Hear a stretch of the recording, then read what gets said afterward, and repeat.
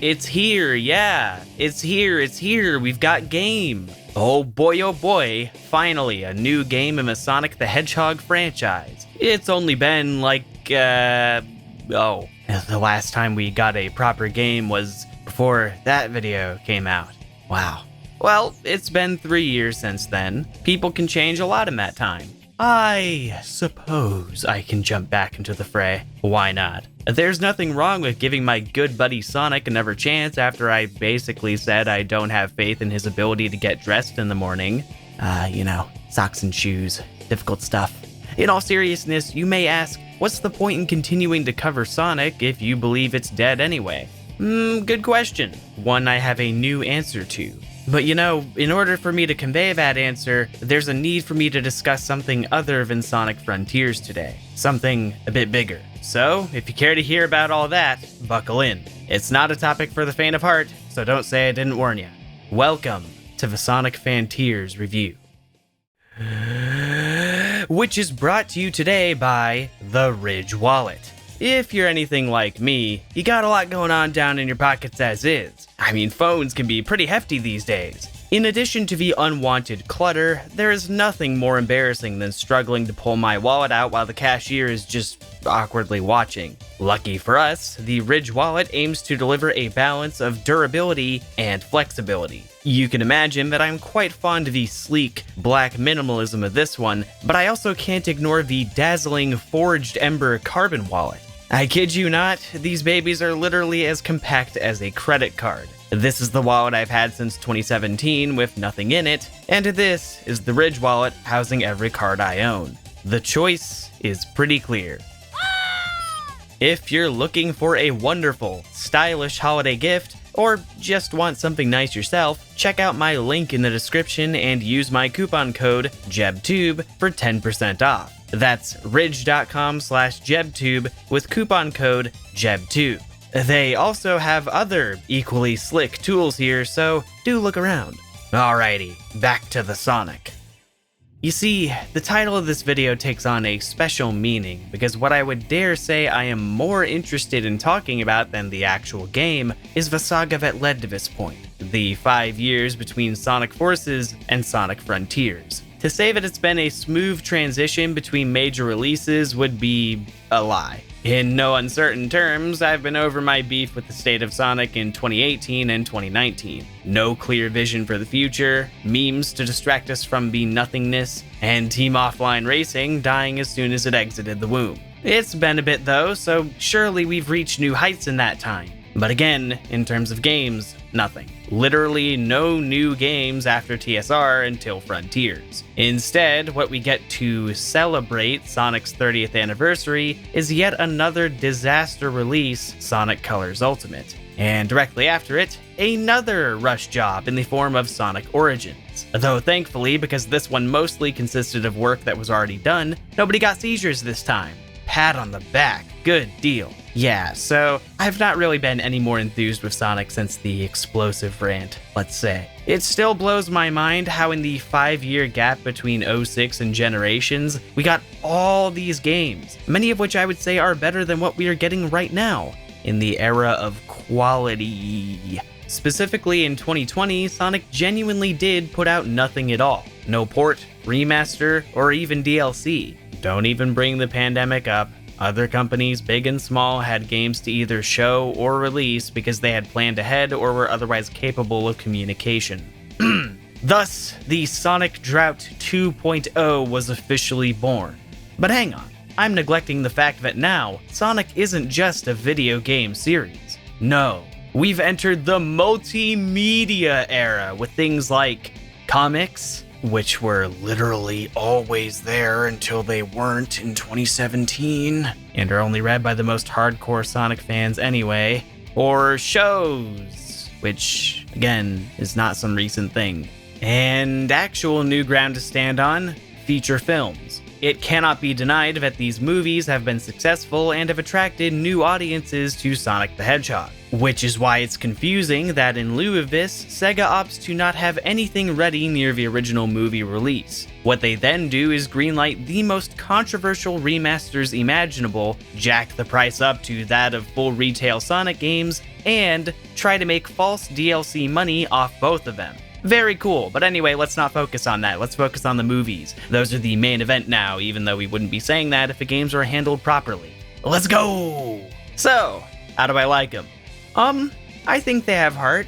Buried underneath a pile of cringe, I think the first one is a harmless, cute kids film that's essentially dependent on how much you like the characters. I find them charming. The second one is a fun action comedy with stuff I care about because I am a Sonic fan looking for those things, but I don't think I can really justify watching it with anyone outside my Sonic friend circle for all the same kiddie reasons as the first one. Yeah, 7 out of 10. I like popcorn. Alright, let's cut to the chase. I gotta ask you something important. What is the appeal of Sonic the Hedgehog in 2022? What is the attraction? Not even why do you pay attention to it or why does it matter. I ask you, why do you love the current day Sonic? Why would you throw your life away for this thing? Now, I want to make it absolutely 1,000,000,000% clear that anything I say going forward in this video is not meant to shame people for genuinely enjoying the last few years of Sonic. If you don't see the series the same way I do, that is super cool. People are allowed to like or dislike whatever they want for whatever reason they want. As long as it doesn't hurt others, I'm good. I also am not trying to say that Sonic never produces anything I like, because, editor's note, they just released this amazing Sonic Frontiers prologue. But I am trying to make a general observation about what exactly the relationship is here, which doesn't have to be taken personally. I'm only going to say that one time, so if you get confused, I don't know what to tell you. See, I would argue that I loved Sonic for a multitude of reasons, and not any singular trait. An incredibly fun, adaptable world filled with character, unique visual flair, banger music, and engaging gameplay. It wasn't always perfect, but it was always firing on all 4 cylinders. Now, it's usually firing on one of them. Oh, but Jeb, what about the movies? They beat Birds of Prey and Morbius. Okay, well, that's not really impressive to me. What about the kids' movie do I want to go see on its own merits, not in comparison to other— Okay, but come on. How can you say Sonic isn't doing good right now? They just added Dark Spine Sonic into Sonic Forces Mobile. Dark Spine Sonic! That's a Secret Rings reference. Oh, and they also added Gamma from Sonic Adventure and Mephiles the Dark. Or should I say, Mephiles? Oh, and Yeah. they also got the OVA Knuckles. Yeah. I love the OVA All right. hat. That's a deep Okay. cut. OMG. And they even This put is it kind in of- Roblox? And even This is the playing bottom Sonic line. Speed This is the point I Simulator? am trying to make. Oh, I In the fucking last love it. decade, I find that what you come to Sonic for isn't anything it offers over other games, or anything it even offers you consistently. What being a Sonic fan is about is consuming more Sonic product. It's being a fan of being a fan, and not actually being a fan of a thing you're being a fan of. Yeah? I think that's right. I'm not gonna sugarcoat it. I think Sonic has been so terribly managed that the collective standard has dropped beyond recognition, even for the casual populace, not just die-hard fans. That's not to imply this is something new, but that it's been building. One could say we've reached rock bottom before, or at a later point. Perhaps it'll go even deeper in the future. But for my money, we have definitely reached it now. Or at least, we did before Sonic Frontiers came out. Of course, we can't all be expected to remember what happened a year or even months ago, so context. Coming into 2021, Sonic fans were more eager than ever to celebrate Sonic's 30th anniversary. Not just because of the momentous occasion, but because of the dry year of nothing just prior. Like, yeah, you can say, boo-hoo, Sonic fans have to wait a year for news and updates, wah. But I think we're forgetting that Sonic used to be a really big deal. Obviously, it was meant to compete with Mario back in the glory days, but even after that, Sonic was always moving. Sonic always had new things going on. Sonic was always trying to be ahead of the game. Final Fantasy, it's generally comparable in stature, right? Is Final Fantasy just sitting there like, well, we don't have anything on 16 this year, so you guys get mobile game characters and Twitter posts? No, it's got a bunch of different avenues. It's covering its bases, like a legacy AAA IP does. If you tell me that 2020 was the year of the movie, I would challenge you on that because, one, it originally wasn't. The reason why it is now is because the movie was originally going to feature an abomination. And two, the point of multimedia is that they happen concurrently. It is the most reliable form of cross-promotion. And no, I would hope that they didn't consciously point to their planning chart and say, we will absolutely not have any news this year at all because the Sonic movie is coming out in February.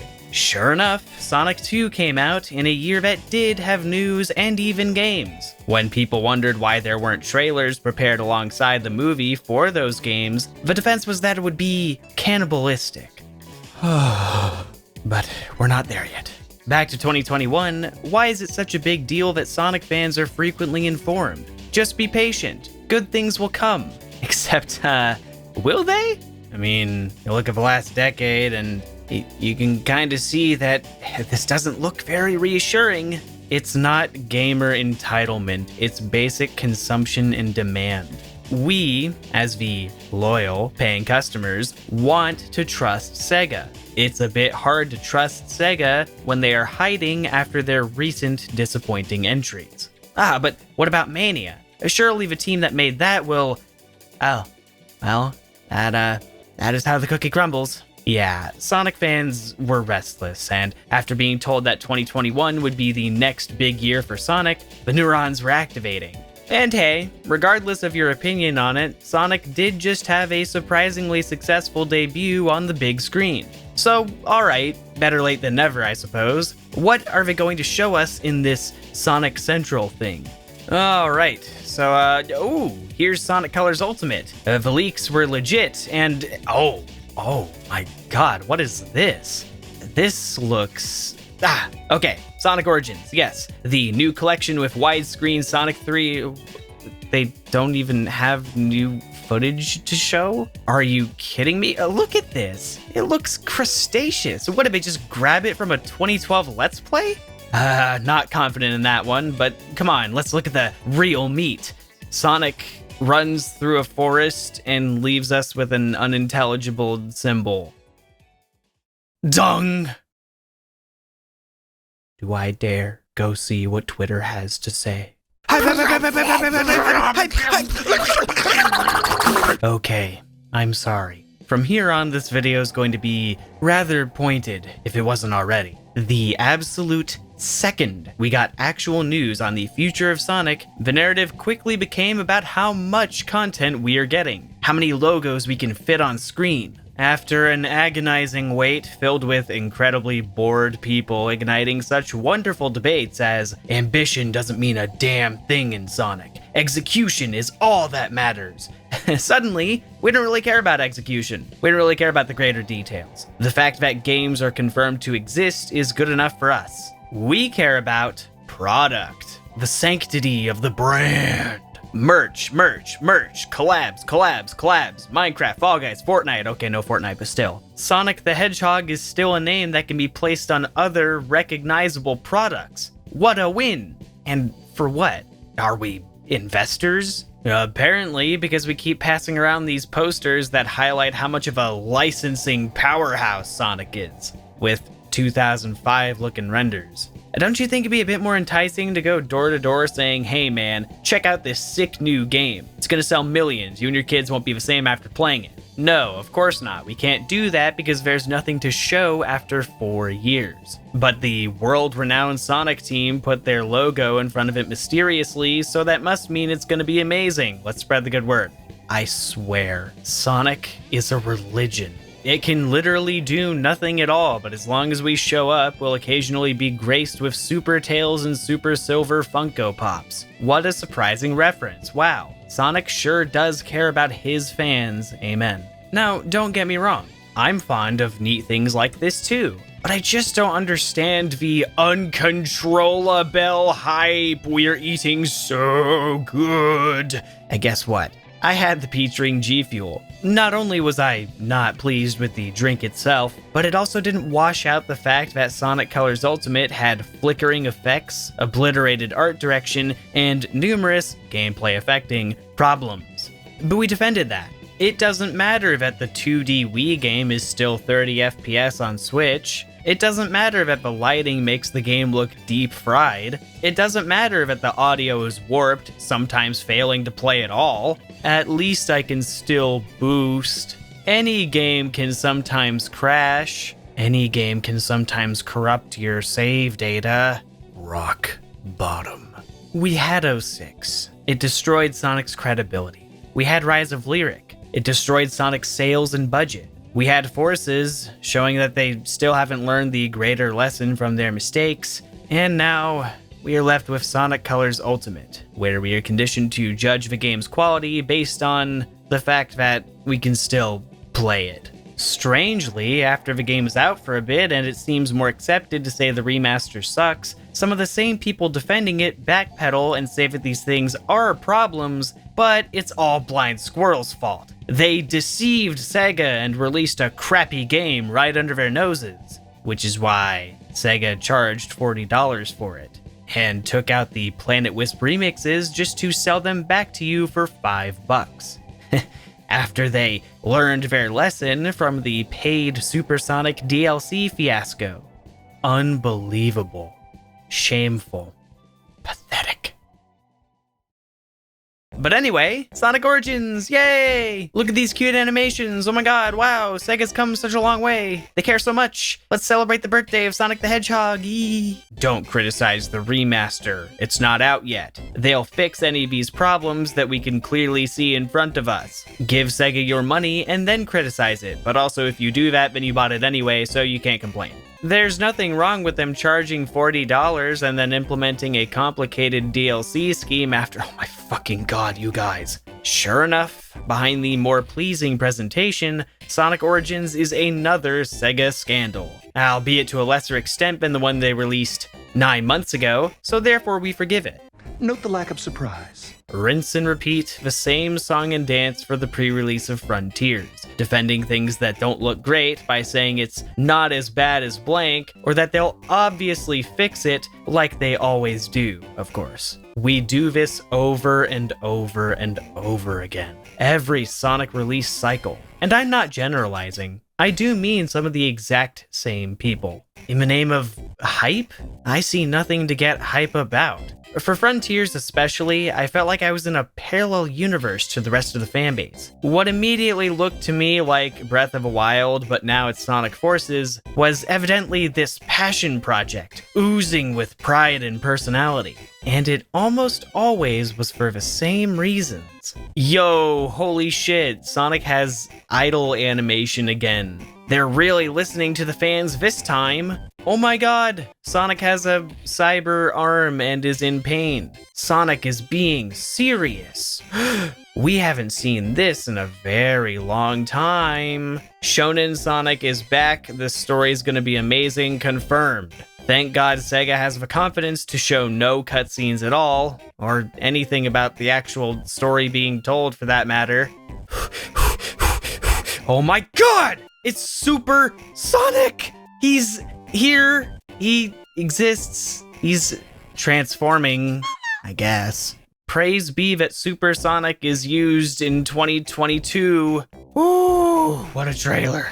Do you see what I mean? Credit where credit is due, yes, I agree. But very rarely am I actually seeing what makes Sonic Fantears this Game of the Year material. You're just supposed to take it as a given because the same director got an award for it, which we're only super emotionally invested in because we already want to like Sonic. Or because they claim in interviews that this time they're really trying to make a great game, as opposed to telling us they're not? What I do get to hear, though, is what basic thing it's fixing that was broken in recent 3D games. I get to hear that the game earns points for arbitrary subcultures that only exist because of a series mismanagement. I get to hear that the game features things that exist in Sonic. And if I'm not hearing any of that, then I get to see how the game reminds people of other original, unconditionally cool things.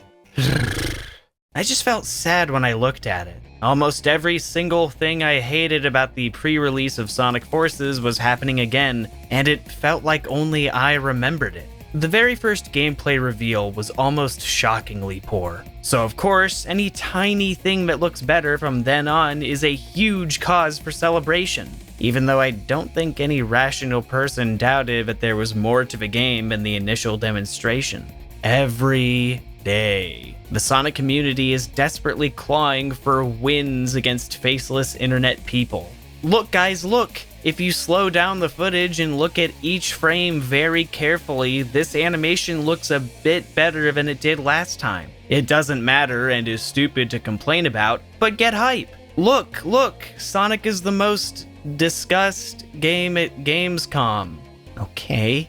Masahiro Sakurai played Sonic Frontiers and said he will pick the game up. Holy shit! That must mean it's a 10 out of 10. Thank goodness we have approval from someone who makes good games, but also you can't question Sonic Team's integrity as game developers. Sonic Frontiers is a love letter to adventure fans because it includes edgy vocal music, Forces, and Soap Shoes, Forces, and also great concept art, Forces. Cue nihilistic discourse about the turns and tides of nostalgia. Nothing matters, it's all a generational conspiracy. Let's stop having opinions and just play Sonic games until we die.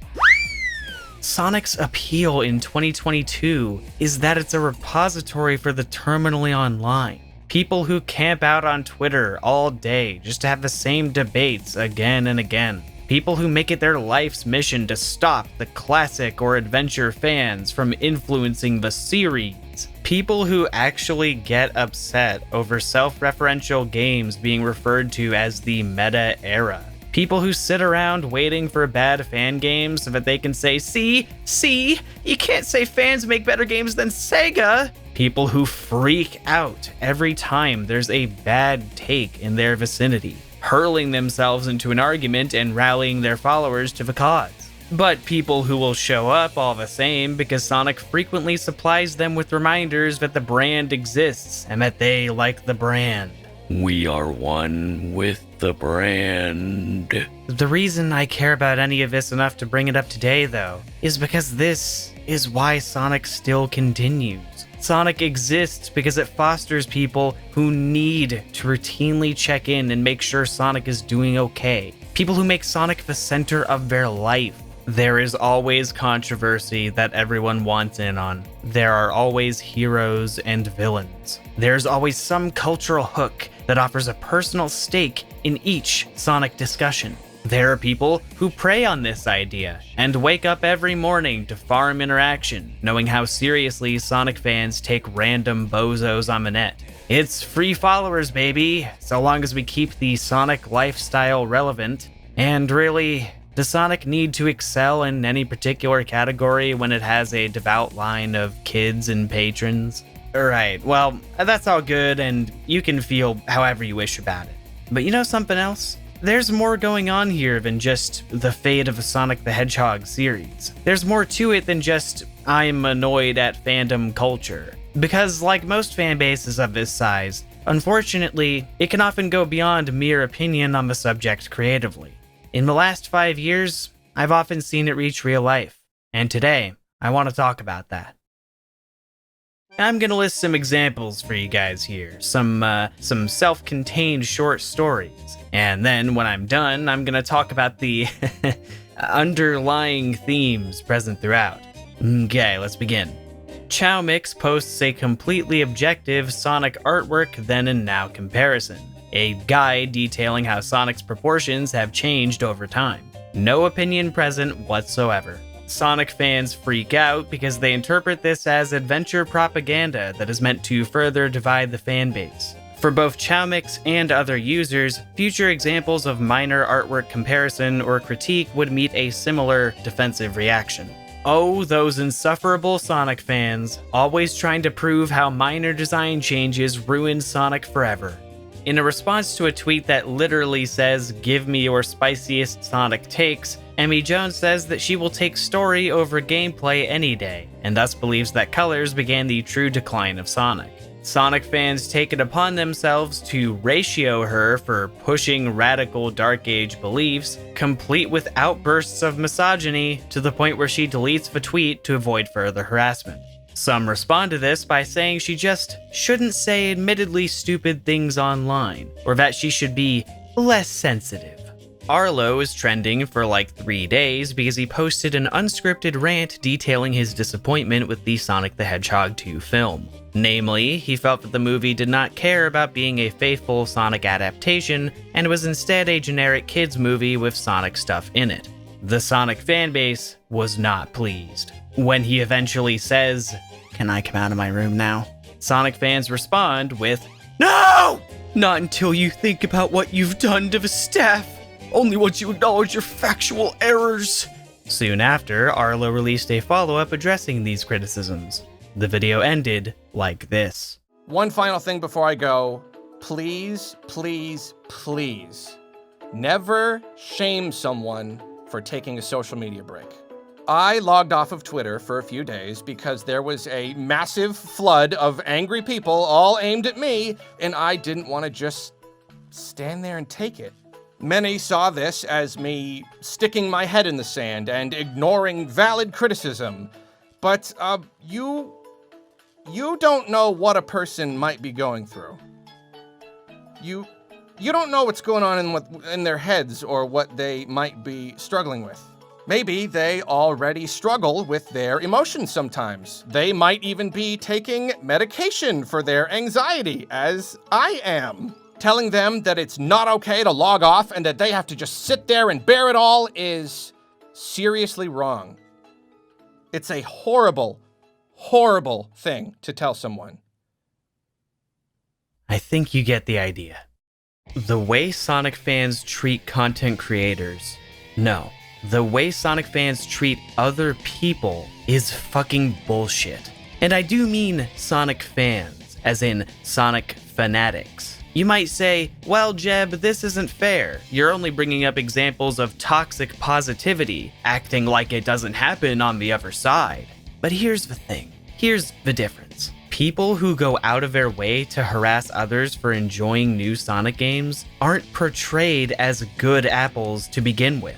Nobody's backing that behavior up. Yes, it does happen, but I want you to ask yourself how often it is that someone is just minding their own business, having a good old time with Sonic, not starting any fights whatsoever, and then suddenly they get jumped by a mob of Sonic haters. Now, I want you to ask yourself how often it is that someone posts a negative take on a new game, again, not in response to anyone at all, and then is met with over 100 Sonic fans who are really upset. If you tell me this ratio is remotely equal, I'm sorry, but you're just wrong. You are wrong because if you made a tweet saying, "I'm really excited for Sonic Frontiers, I'll be picking this one up for sure," and I responded with, "Wow, good for you, corporate shill. Have fun eating trash," everyone would say I'm an asshole.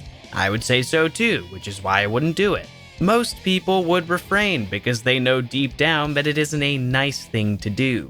But conversely, if I made a tweet saying, "I'm really disappointed in Sonic Frontiers, I don't think this one's worth the wait at all," and you responded with, "Wow, it's always your way or the highway. Have fun never giving new games a chance. Have fun waiting for Shadow the Hedgehog 2. Many would say that this is just constructive criticism. They'll say not to bring negative opinions if you don't want negative energy in return.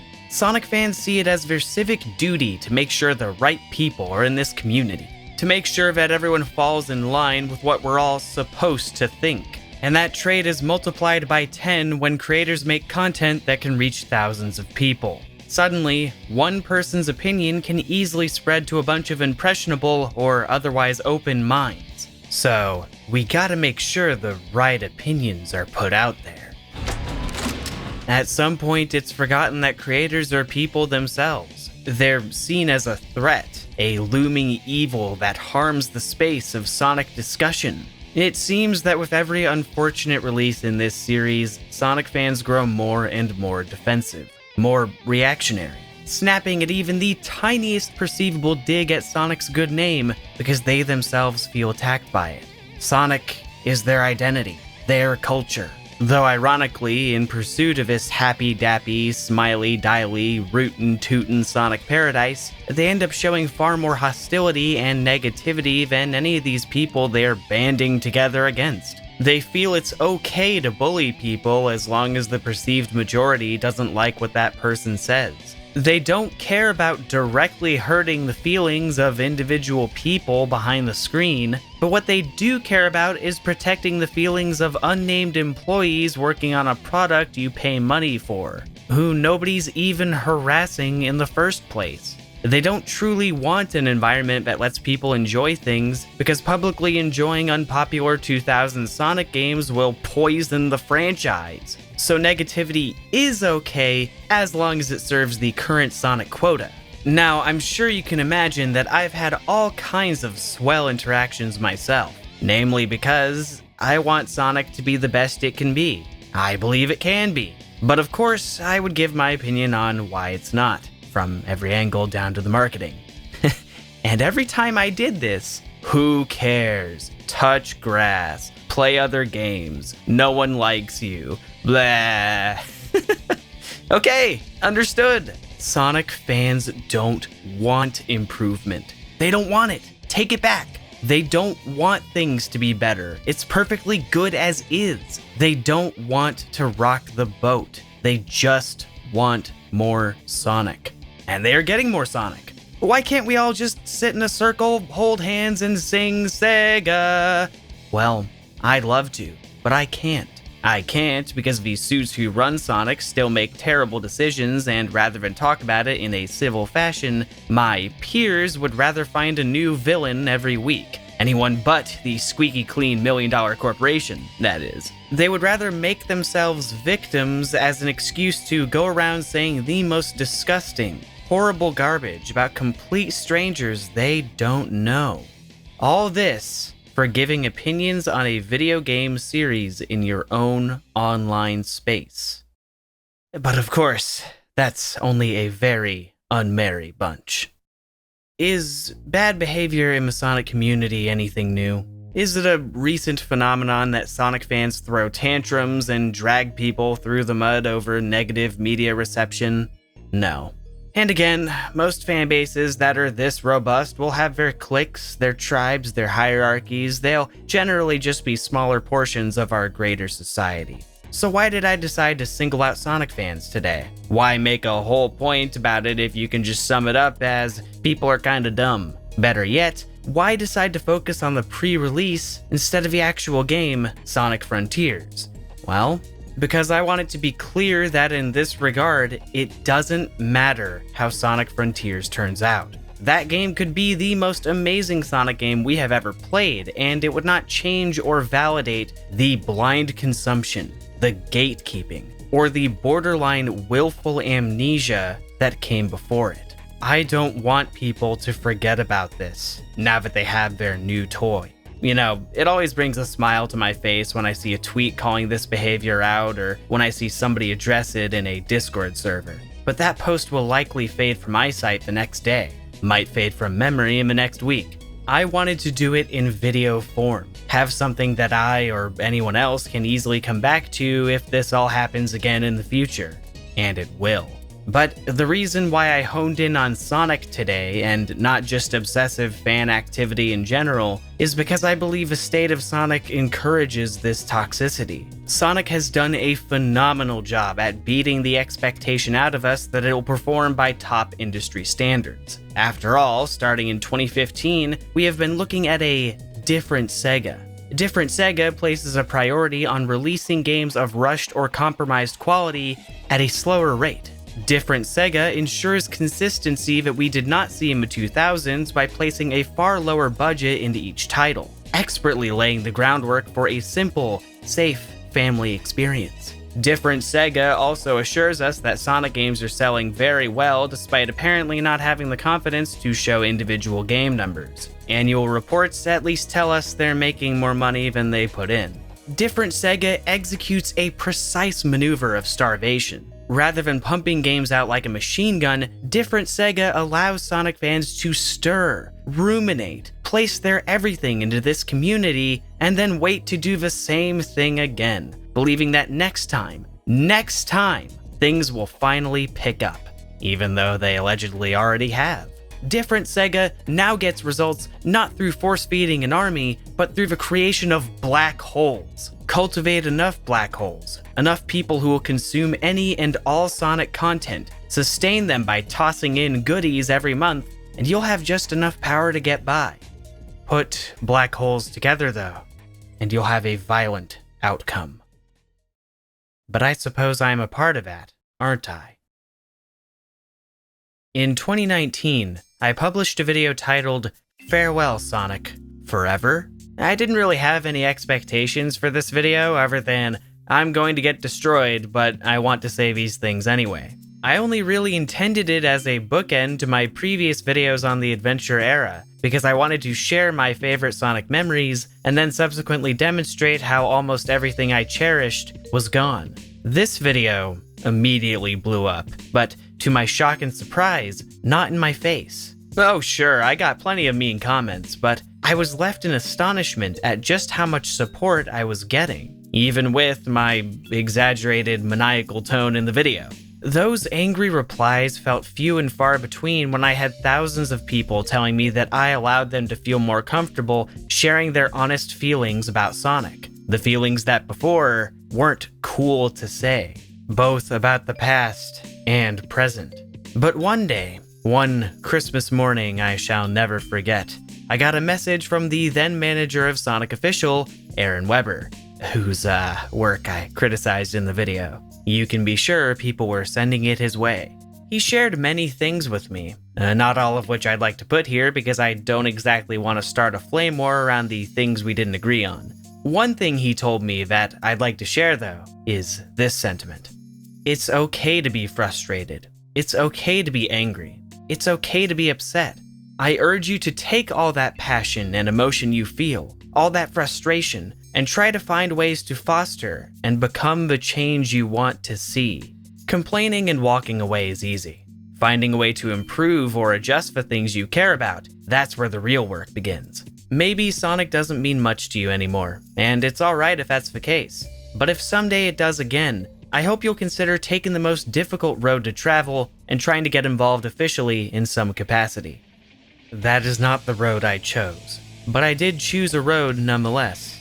If I may, I would like to take this statement and offer my own outlook on it, because I believe I still did take this advice. I intend to become the change I want to see, but that change is something I find more important than the integrity of Sonic. That change would be as a small piece towards a world where both positive and negative opinions hold equal value. At least in the realms of whatever I want to talk about on this channel.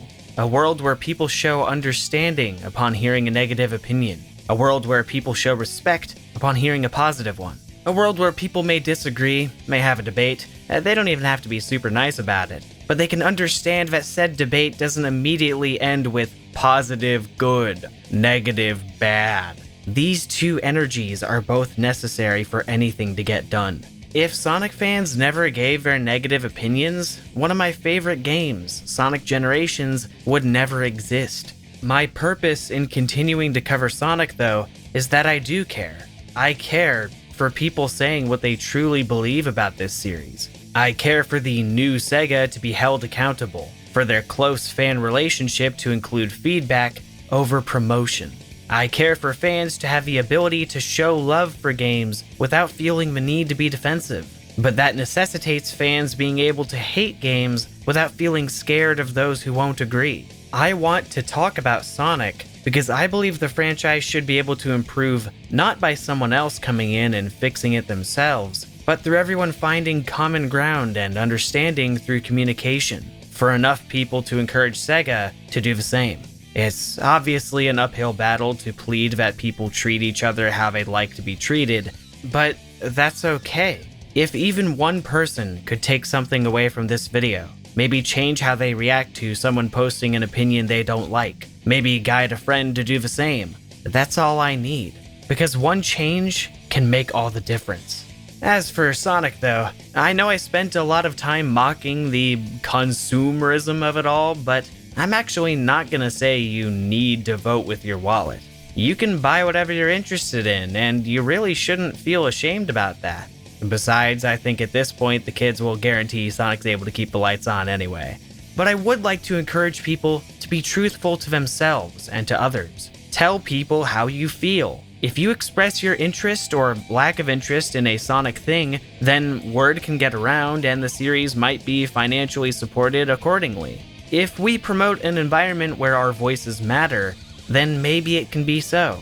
With all due respect to Mr. Weber and what he took the time out of his own Christmas Eve to tell me, I would actually encourage people to pursue their dreams at Sega after they are sure that the company won't take advantage of them, after they're sure that they can make a difference. The only way for this to happen is by people respectfully saying exactly what is proper and what is not. If more people would do that, then maybe there's a slim chance that we're not seen as money printers after all.